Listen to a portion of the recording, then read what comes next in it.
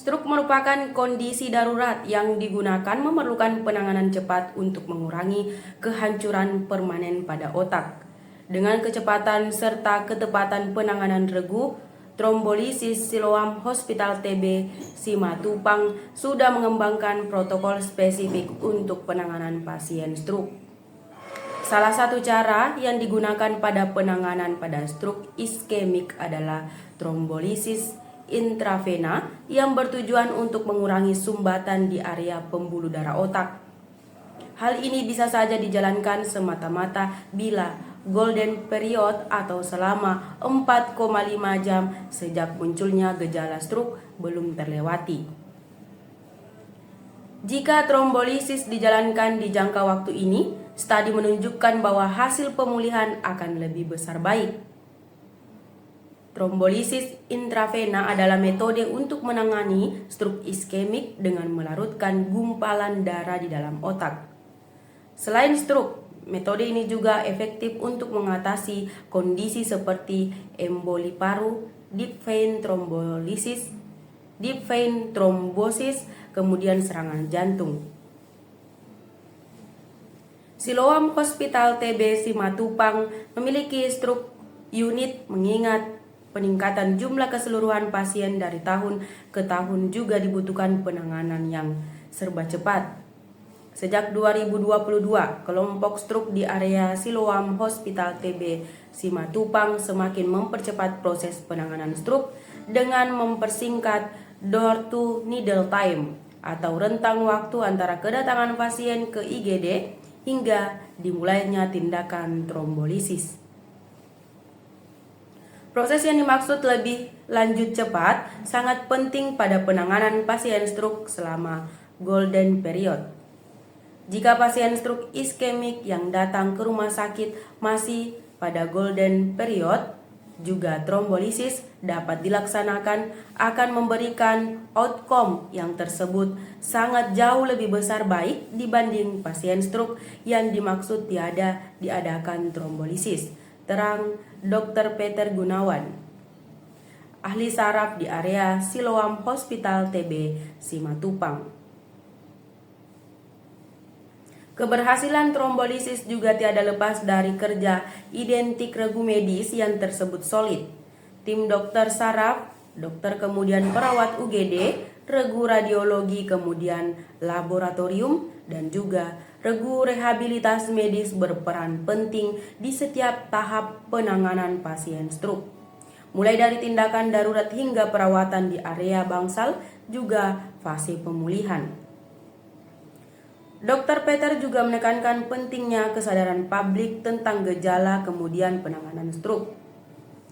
Gejala stroke yang umum dikenal dengan BEFAS yaitu balance, gangguan keseimbangan, gangguan penglihatan mendadak, salah satu sisi wajah menjadi bukan simetris, kelemahan pada lengan, gangguan bicara atau cadel, kemudian segera menuju ke rumah sakit apabila ada gejala tersebut. Kesadaran akan gejala ini merupakan hal yang sangat penting pada mendeteksi stroke sejak dini kemudian mendapatkan penanganan yang cepat lalu tepat.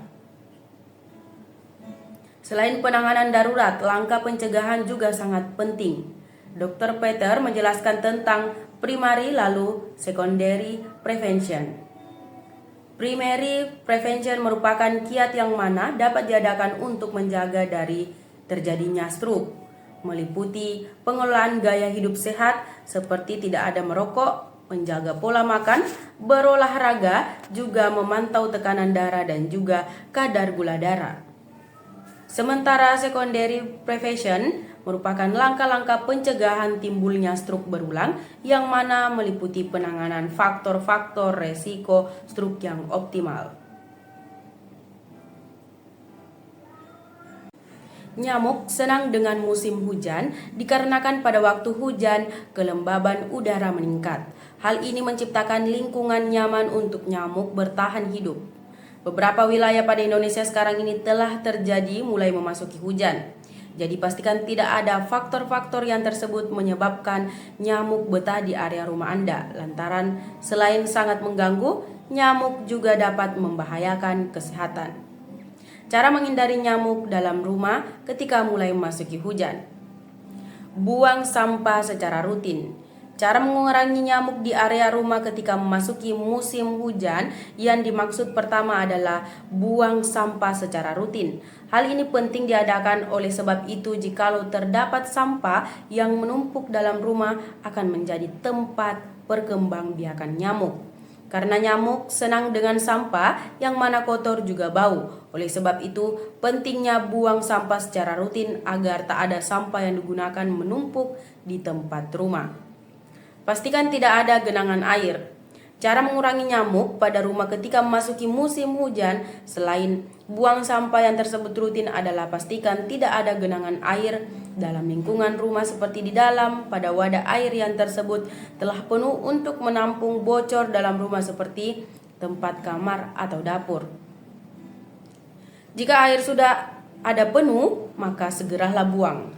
Hal ini diadakan agar tidak ada tempat untuk nyamuk berprogres biak. Oleh sebab itu, penting untuk menjamin bukan ada genangan air di tempat pada rumah.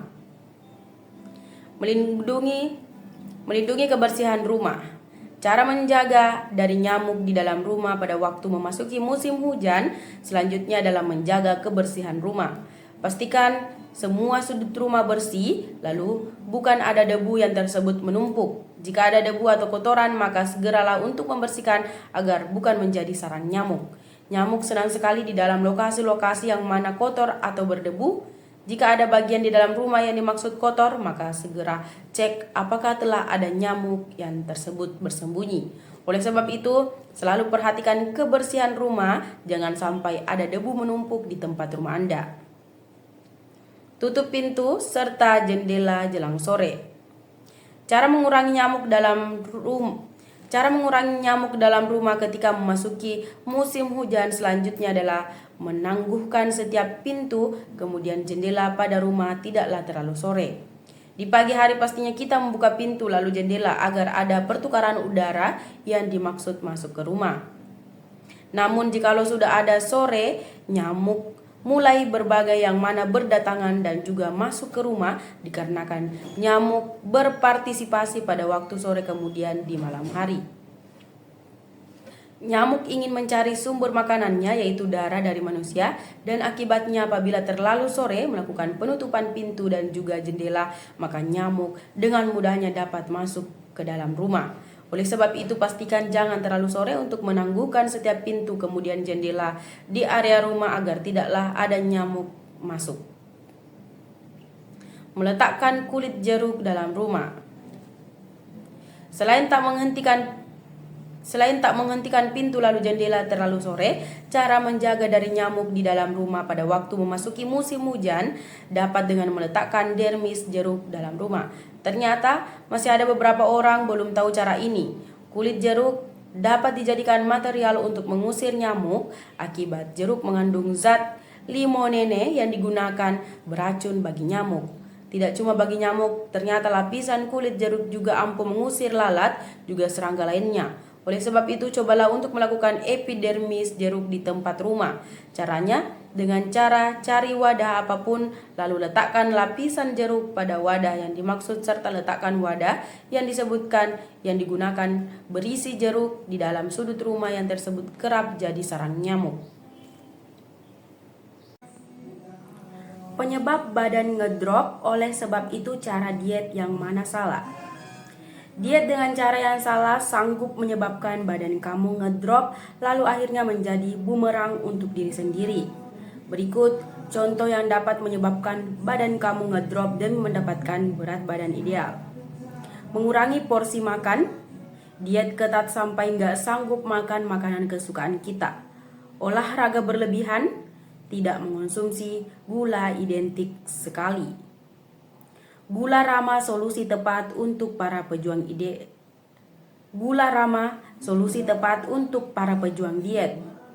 Gula Rama dapat menjadi solusi yang tersebut sangat tepat untuk kamu yang dimaksud sedang berjuang diet. Gula Rama hadir sebagai pengganti gula reguler yang tersebut tentunya sanggup bikin kamu lebih cepat mudah untuk mencapai goal berat badan idealmu.